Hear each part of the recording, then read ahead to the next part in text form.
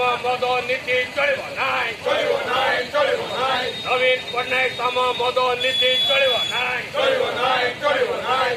नमस्कार न्यूज 27 ओडिशा रु आपनको स्वागत करुछि मो स्वप्ना। देखंतु भद्रक जिला खबर। धामनगर अंचल रे नूतन मद दुकान खोलिबाकू नै कांग्रेस रा विक्षोभ।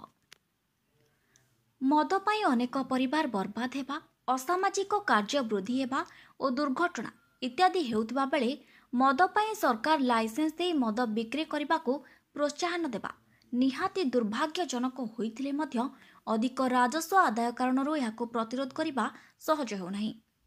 गोटे पटे सरकार तरफରୁ मदुआमानंक पई विभिन्न आईनगत कटकणा रखा जाइथिबा बेले अन्य पटे मद दुकान खोला जाई मद्यप मानंको मद जोगाई दिया जाउछि।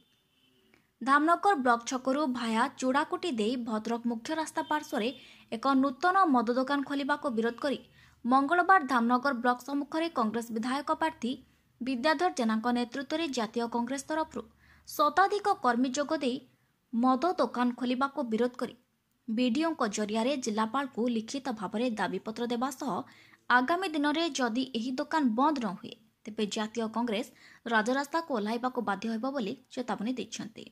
Bhadrak Dilip Khuntia report news 27 Odisha.